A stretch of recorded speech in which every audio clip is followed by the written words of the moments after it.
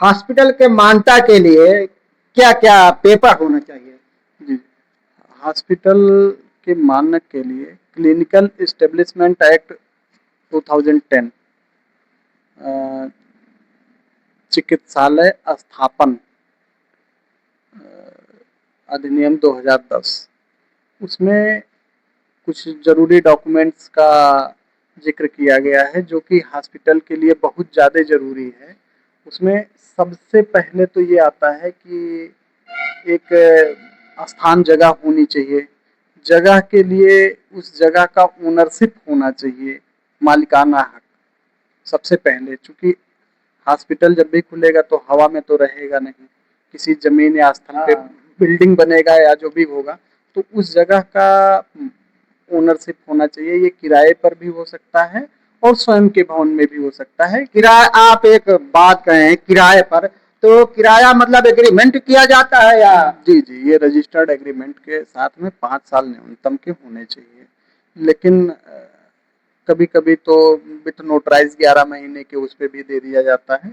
लेकिन अमूमन ये 5 साल के लिए लीज़ होने चाहिए किराए का किरायानामा का रजिस्टर्ड डीड होना चाहिए कि भवन हम अपना भला को यूज़ कर हॉस्पिटल के प्रयोजन से हम दे रहे हैं। तो ये मानक हॉस्पिटल का बेसिक होना चाहिए। दूसरी चीज़, हॉस्पिटल चलाएगा कौन? बिल्डिंग तो हो गई आपके पास में, हॉस्पिटल चलाएगा कौन? तो उनकी कभी-कभी बहुत देखा गया है कि जो ओनर होते हैं वो नॉन मेडिको सेक्टर के रहते हैं। क्योंकि एक एनजीओ हो गया या एक जो ट्रस्ट हो गया या प्राइवेट लिमिटेड हो गया, ये जो लोगों का संरचनात्मक समूह है, ये भी एक तरीके से जीवित संरचना जैसी ही लीगल कंसीडर की जाती है।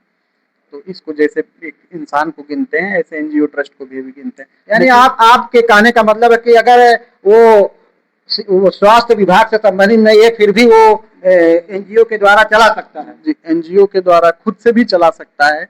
एक वैलिड डिग्री धारक जो एग्रीमेंट करेगा कि मैं इतने दिन तक मैं आप आपके इतने दिन तक आपके यहाँ रहेंगे? रहेंगे हम, तो अगर उनका एग्रीमेंट होता है तभी नॉन मेडिको सेक्टर के लोग उसको कर सकते हैं। मेडिको सेक्टर के लिए ये प्रॉब्लम नहीं है, चूँकि वो खुद वैलिड डिग्री धारक है तो उनको किसी से पैक्ट करने की कोई ज़रूरत नहीं है, वो तो डिग्री धारक हैं। और जो डिग्री धारक नहीं है उन्हीं के लिए ज़्यादा दिक्कत पड़ती है कि वो एक पैक्ट करके रखें और लोगों की व्यवस्था रखें, जिससे उनका व्यवस्था मरीज के समय पे या मरीज के आने पर कहीं ऐसा ना हो कि कोई है ही नहीं है, चिकित्सक नहीं है, चिकित्सक के अभाव में फिर समस्या उत्पन्न हो और ये रोगियों के अहितकर में रहेगा। तो ऐसी व्यवस्थाएं ना हो। इसके बाद फिर इनका जो है रोगी आएगा और डॉक्टर रहेंगे, तो वहाँ पे ज़रूर कुछ ऐसे वेस्टेज निकलेंगे, कचरे निकलेंगे जो कि असाधारण होंगे। उसको कहीं फेंका नहीं जा सकता है, चूँकि ये बायो हज़ार्ड का एक कचरा होता है। बायो हज़ार्ड कहने ये का बताया जाता है कि कोई संस्था आती है और वो संस्था उसको कचरे को उठा करके ले जाती जी, है। जी, जी, जी, उसी चीज़ का मैं ज़िक्र कर रहा हूँ। बायो हज़ार्ड, ये बायो हज़ार्ड मतलब होता है बायोमेडिकल वेस्ट।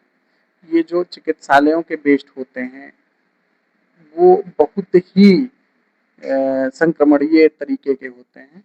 इनकी जो कार्यशैली आप देखे हैं, कोरोना इन्हीं का एक उदाहरण है। वो कितना भयावह है, ये आप कोरोना से उसका आकलन लगा सकते हैं। इसलिए इनका जो भी निस्तारण है ऐसे कचरों का, वो मानक और मान्यता प्राप्त लोग ही कर सकते हैं, जिनके पास में प्रॉपर ट्रेनिंग और प्रॉपर जानकारी है।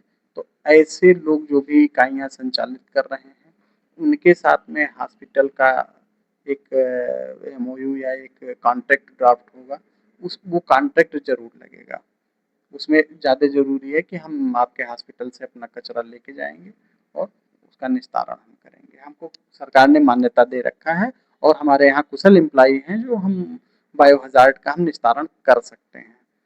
तो आपके द्वारा बताया गया हॉस्पिटल के मानक के बारे में, एक बताया गया कि इतने इतने कर्मचारी होना चाहिए, ये कागजात होने चाहिए, तब आप हॉस्पिटल खोल सकते हैं।